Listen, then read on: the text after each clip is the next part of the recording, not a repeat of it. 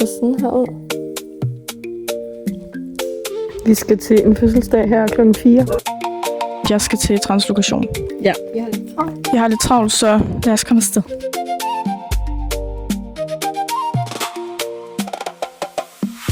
Og lige får lidt øl. Jeg er fuldstændig i chok. Altså jeg smitter alt tøjet. Og ligger her, bare her med en t-shirt.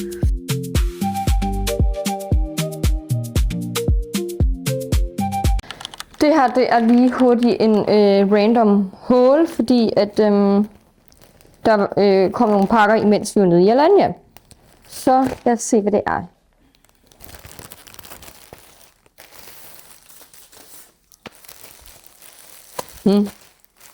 Hvad er det fint? Hvad er det? Altså, jeg er virkelig ingen enig. Ved du det?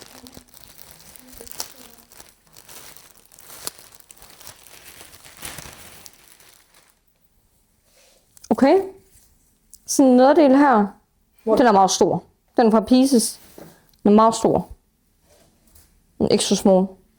Hold op, den er meget stor. Er den ikke det? Sådan jeg bliver helt væk i den. Er den ikke det? Ej, okay. De er fra True Religion. Et par denim shorts. Og det er sådan nogle lavtalje nogen. Okay, de er faktisk mega fede. Og så bagpå. Det bliver spændende. Ja, det bliver mega spændende. Mega fed. Og så har vi faktisk også en pakke fra Lounge. Fordi. Hvorfor ikke? Og det er faktisk første gang i sådan rigtigt undertøj. Okay, det er bare sådan, what the... Ej, okay. Jeg kunne lige forvente lidt mere. Ja, der er sådan en masse pakker. Det var mærkeligt. Nå. Hvad er det her for? Så starter med den her. En fin farve. Meget sådan sommer. Ej, okay, den er mega cute. Så sådan her ud. Den virker lidt stor i omkredsen. Den virker meget, meget stor. Prøv at lige try on hold. Okay. Og den er faktisk virkelig flot i farven. Og så er der underdelen til, som ser sådan her ud. Meget lang. Ja, det må vi se på. Grunden til, at vi egentlig ikke sådan rigtig kan lide Lounge, er på grund af, at deres underdel skal være så lange. Det er vi ikke helt fan af. Så er der en hvid, hvid sådan, hvad hedder sådan en bandeau, hedder det det? Top med push-up i. Den virker faktisk meget fin. Fordi at, når vi har sådan nogle toppe på, der går sådan lige over, der mangler vi nemlig en. Spændende. Og hvad er det her så? Det er en sort push-up BH. Hold da kæft. Ej, hold. Prøv at mærke. Det er der ikke nogen, der kan gå rundt med. Det er sgu da kvalt. Det er det, jeg mener med, at det gør det ondt. Ej, okay. Nå, den så sådan her ud. Ja, det ved jeg ikke lige, hvad jeg skal. Hvad synes du, hun går rundt i sådan noget? Åbenbart. Åbenbart. Ja. Jeg ved ikke, hvorfor man ikke bare laver sådan en mellemting. Altså sådan... Hvad er det her? Jo, så var der også sådan et rødt sæt. Sådan ser sådan her ud. Jeg synes, det virker meget stort. Gør det ikke det? Nej, så lidt. Spørg omkredsen, sådan når man ser den her bagfra. Så omkredsen virker sådan, som om der er flere kilometer imellem. Ja. Det ved jeg ikke lige. Det må vi se. Og underdelen dertil ser sådan her ud. Det er faktisk den samme, kan jeg se, som den der mintgrønne. Eller hvad er det? Nu bliver det lidt tynd. Sådan her. Lige meget sådan, så lidt stof som muligt. Og sidst, så har vi nogle underdel i sådan en fin lysegul farve. Ej, okay. Hold da op. Men det er det, jeg mener. Hvad så?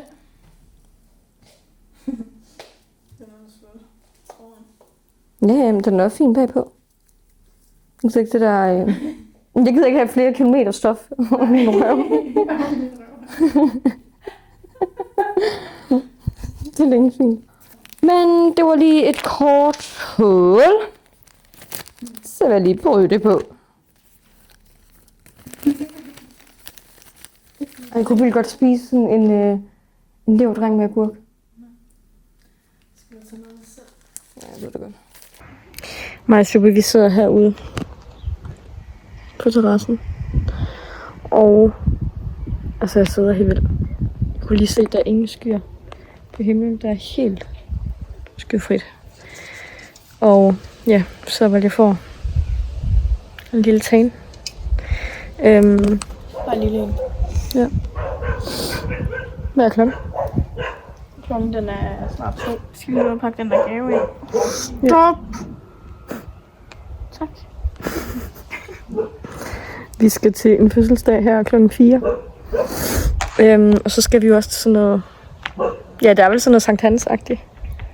Ja, Sankt Hans fødselsdag. Ja, Sankt Hans fødselsdag. Lige præcis. Så det har jeg fået noget til. Ja. Det er de der ting, de er så lange, dem har jeg ikke godt. Altså sådan, de gik hertil, men de går helt op til det til. Det er det, der er planen lige nu. Men jeg tænker, at vi snart skal til at gøre os klar, og så pakke den der gave ind, og så kan man afsted.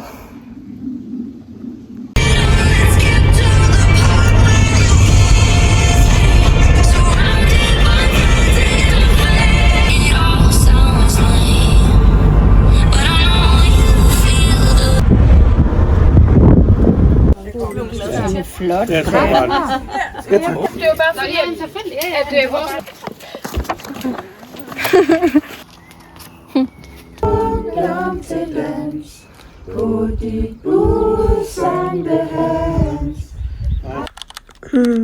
Godmorgen guys, det er en ny dag. Og klokken den er 1 minut over 11. Og hvis I kan høre det på mig, så er jeg sådan ret syg. Og jeg tror simpelthen, det er sådan noget stressagtigt immun. Hvad hedder det, mit immunforsvar, der bare totalt overstimuleret. Men jeg tænker, at jeg bare vil sidde og redigere lidt på nogle videoer. Og så bare tage det sådan lidt stille og roligt. Vi har jo stadig meget travlt med ting, vi skal. Ja. Med, hvad hedder det? I dag er det onsdag, og på fredag der har Subi sin translokation. Og lørdag og søndag skal vi arbejde med hende, og så har vi mandag der har hun så studenterkørsel. Så der er også det, der skal forberedes dertil. Men jeg tænker lige for nu, der vil jeg bare sidde lige og redigere lidt. Så kan I bare følge med. Så er Johanne lige kommet hjem med nogle rundstykker og lidt morgenmad. Og jeg har fået redigeret lidt af den der video der. Og Subi er stået op. Sudi. Så. Det er virkelig varmt i dag. Vi har både åbnet for døren her og vinduet derover. Så ja. Men skal have noget morgenmad, nu er jeg virkelig sulten. Og klokken den er halv lidt, ja. Så det er det der planen nu. Så nu har vi altså lige fået lagt det her frem. Det er morgen med ikke også Zoe. Jo. Ja, og vi er virkelig sultne. Hej alle sammen. Hej alle sammen, og velkommen til den her video. Det er en vlog, hvor at jeg skal til translokation. Ja. Vi har lidt travlt. Vi har lidt travlt, så lad os komme afsted. Ja, og hvad skal vi ellers? Vi skal... Vi skal ud og spise. Ja, så skal vi ud og spise bagefter, når Subi hun er færdig. Jeg føler, jeg har glemt noget. Ja. Og... Er det noget, du skulle have glemt, Subi? Nej, det tror jeg ikke. Jeg har tyggegummi i ham. Kan det være det? Ja, det gør altså. Og jeg er vitterligt lige ved at gå ned og hjem. Jeg har så meget feber, at det halve kunne nok. Ja, skal vi Panodil med? Nej, det tror jeg ikke. Jeg har taget. Ja. Men vi er på vej nu. Og jeg har noget af. ja, så skynder vi os at køre. Okay, nu er vi så kommet op på til arenaen. Og Subi, hun skal til at ind af, og så er der stadig omkring en halv time til, at det starter. Ikke også, Subi? Så det er lige det der plan. Han og jeg skal lave læber og sådan lidt forskelligt. Så ja. Jeg kan kigge min telefon der. Det bliver spændende.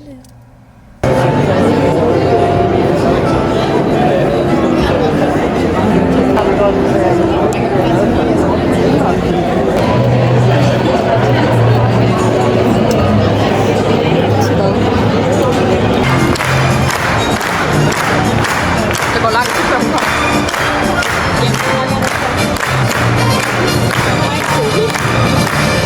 Wow.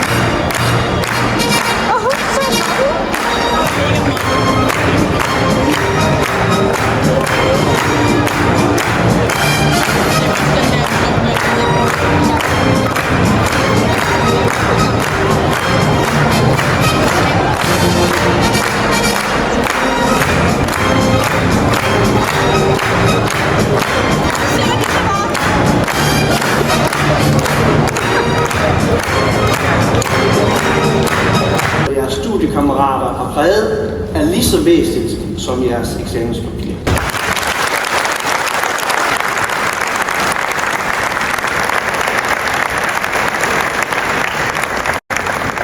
Så er vi klar til tredje Y. Agnes Nielsen. Og dermed er tredje Y divideret.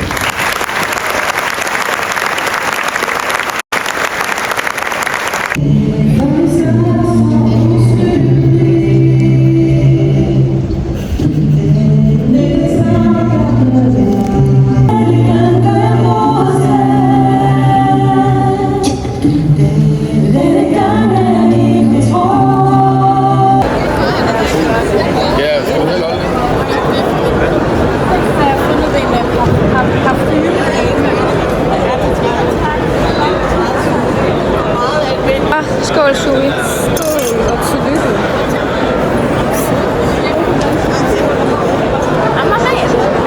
I'm mad at this. Lige nu der står vi lige og drikker noget vand. Og planen er, at vi skal ud og tage billeder. Det skal Subi, hvor at de også skal smide hunden bagefter. Smid den væk. Pas den væk. Så det er her om 10 minutters tid. Ja. Når vi er lige kommet hen i bilen, og Subi hun er ved at få taget billeder sammen hele årgangen, og så tænker vi, at vi kører ned lige og sætter os ind i byen, og så får en soda eller et eller andet, fordi vores spor er først 1:30. Så ja, vi skal lige have tiden til at gå lidt. Men de kommer jo ned, alle studenterne, de kommer ind til byen også senere, efter de har taget billeder. Så det er det, der er planen.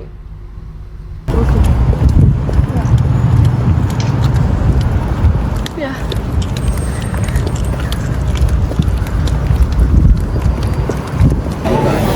Inden vi overhovedet siger, som jeg ringer til. Så det er det, der trækker. Og så er det også det, der... Altså, dem jeg arbejder med, det er jo mange internationale. Ja. Så det er jo... Det gør jeg lige.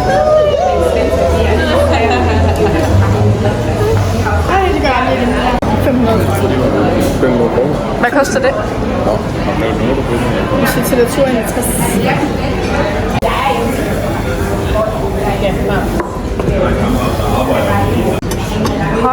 sui. Kan du godt spise alt det? Ej, det ser Fint, der skal være sådan noget. så godt nok lækkert ud.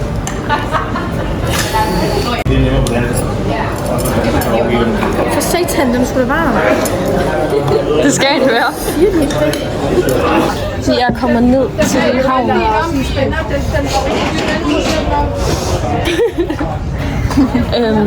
Og lige får lidt øl.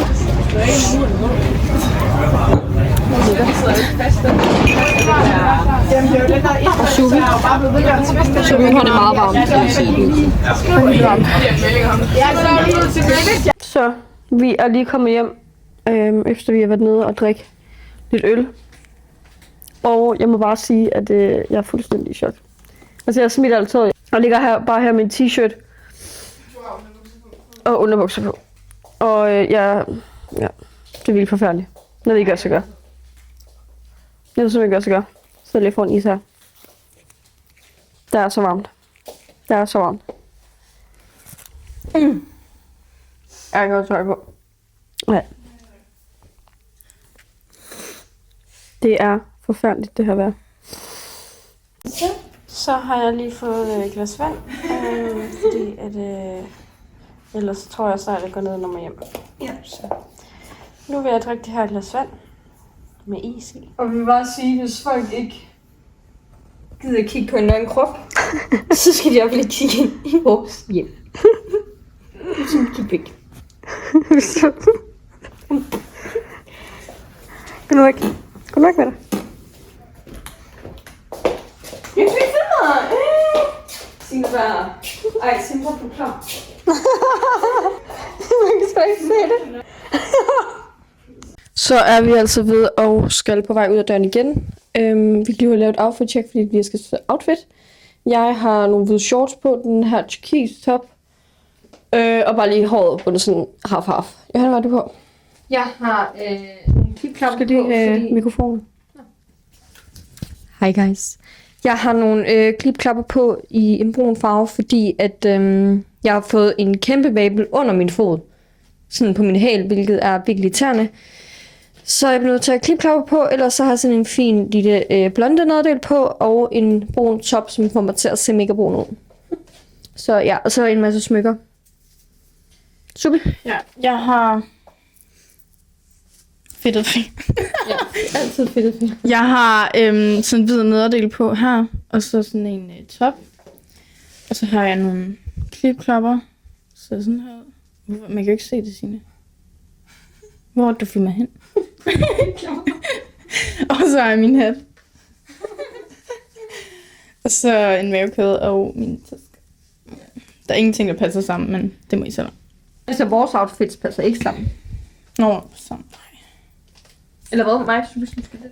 Men nu, så skal vi også ud af døren. Så det er det der plan nu.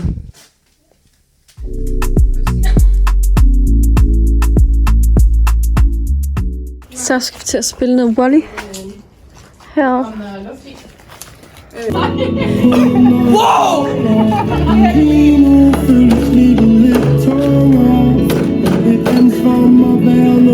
Tag en øl. Tag en øl og sæt dig ned.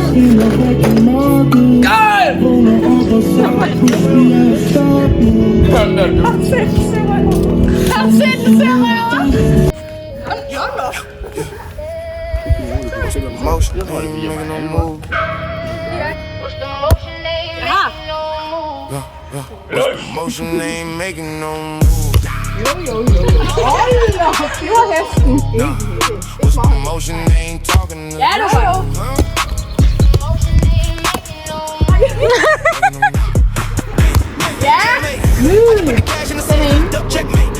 Checkmate. VVS shining all in your face.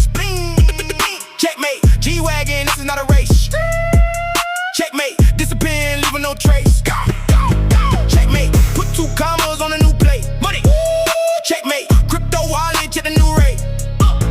Checkmate.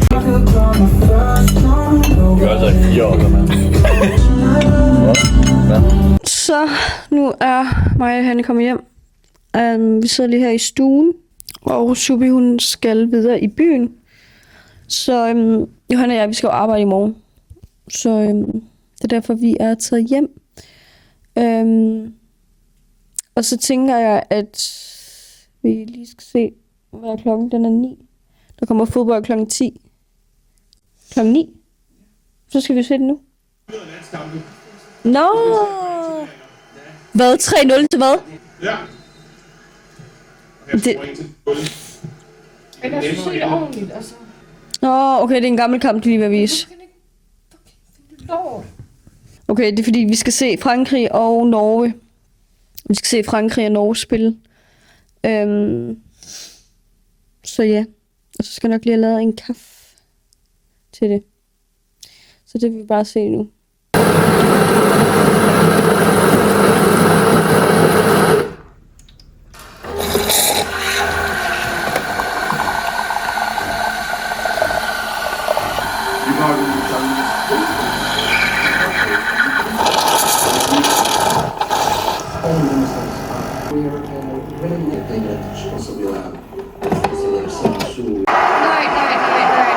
Okay, Norge, de har så lige scoret. Jeg ved ikke lige, hvad der sker.